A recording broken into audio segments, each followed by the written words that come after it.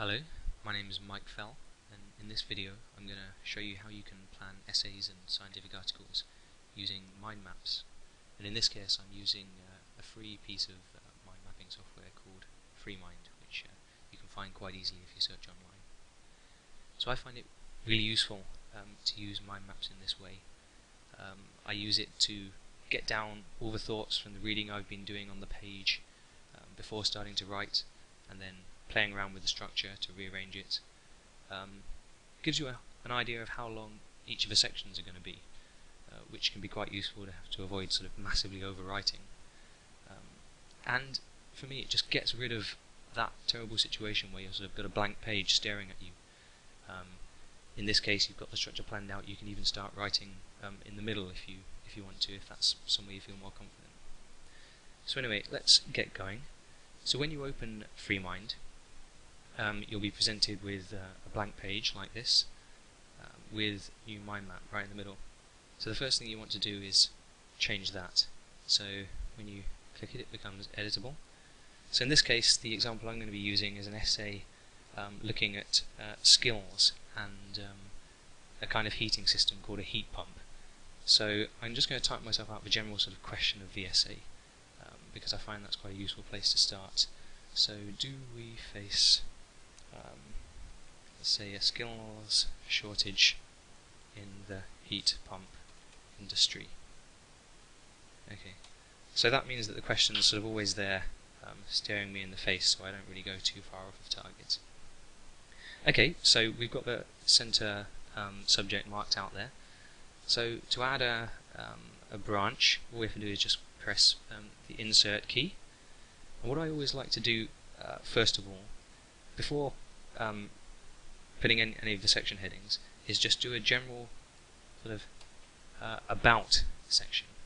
So this is to remind me who I'm writing the piece for, and other general characteristics about it. So yeah, let's start off with that. So insert again to add a branch, audience, hit enter. Who's it going to be? So insert again, that's my lecturer in this case, hit enter. So if I want to go now back and add another branch to that audience, I can either click on it, like that, or I can press the left arrow key to move back like that, and then press insert again, and then I know there's going to be another examiner taking a look at this, so hit enter. Okay, back. What else am I interested in? The length of the piece is quite important, so length, hit enter. I know it can be a maximum of 3,000 words, but I mean that can be a little bit of a sort of intangible concept. So what I also quite like to do is add in a paragraph count. I know that roughly speaking I try and aim for an average of around about 150 words per paragraph, which means that this piece is going to be approximately 20 paragraphs long. It's just easier to work with these smaller numbers, I think, and move paragraphs around between sections, and generally just keep a handle on how long the piece turns out as. What else do we need? Maybe one other thing. That's going to be my deadline, and in this case let's just say January 1st. Okay, so that's the general information about the essay I'm writing, just so that that's all there and to hand. Look at it. So let's go right back to the main root there. So what other sections are we going to need? Well, almost always, so we have insert, an introduction, and a conclusion. So those are pretty easy to add in. What you see here is FreeMind, it starts allocating the headings one side and then alternating to the other side and then alternating to the other. So I actually much prefer it having them all on one side, coming out like a tree almost from the left. So all you need to do is drag the one that's at the left over there to the right hand side of the route you're moving it to, and then you can see it's gone below there. So just click, drag up until the top of the one above is highlighted, and now it's in the right place. So we're all sorted. Okay, what other sections might you want? Well, obviously, in this case, if you're just kind of getting your initial ideas down, you might think, I want a section to explore what heat pumps are. Fine, go back. Possibly want something looking at skills in general. I'm pretty sure that's something I want to talk about. What about something to do with drivers and barriers to skills in the heat pump industry? And finally, I might look at what's going on at the moment in the UK and in other countries as well. So obviously, I've just sort of knocked those out there.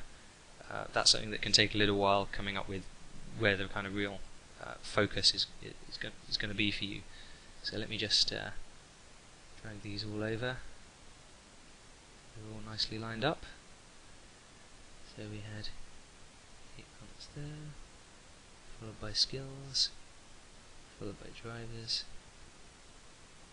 Oh, we want all of this to go above the conclusion. Okay, so there we have it.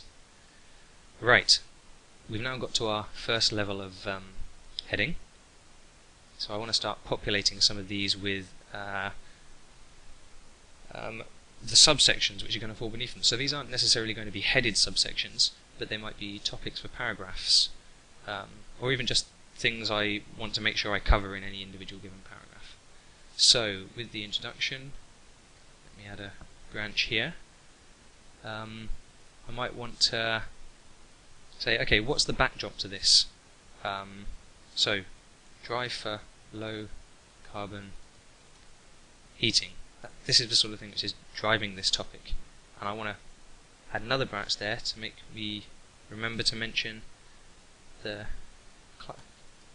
Climate Change Act, just so I don't forget. Okay, what else might I want to mention?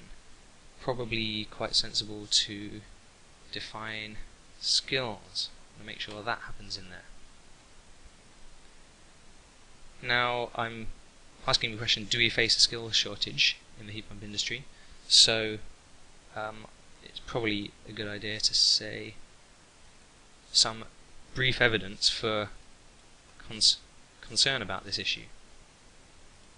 Basically to show what the point is of writing this essay. That's something I might want to cover in the introduction. And why heat pumps? Why are they important? Why am I looking at them as opposed to any other form of heating system? And normally it's good in an introduction to briefly outline what's coming later in the essay, so the general structure. Okay, so that's what I'm looking at covering in my introduction. So rather than going through every single section showing you that same process, what I've done is prepare another sheet which has got all those details filled in already, and I've shrunk it down so that only the headings are showing. So these are the familiar headings we used before, and it's easy to expand these either by clicking on the little circle at the end of the branch there, or you can use the cross at the top, unfold one level. So that means that the next sub-level appears, basically. So you can see that I've basically got exactly the same breakdown of subjects within the different subheadings. I can extend those out even more, all the way. So we've got a mix here. Sometimes I've got my notes added in, sometimes references that I've just got in my head that I want to make sure I use. So looking at this heat pump section, where are we at the moment in the UK? I might be interested in how many have been installed so far. What projections do we have? I think I might be able to get those from a National Grid document, for example. Okay, so there we have it. Basically, I've got there a rough sort of first plan of the whole essay. It sort of gives me an idea of how I'm going to break it down in terms of length. I know I've got 20 paragraphs. I normally spend a couple of paragraphs on an introduction, a couple of paragraphs on a conclusion, so maybe got about 16 paragraphs left to play with. That means an average of 4 for each of these 4 sections.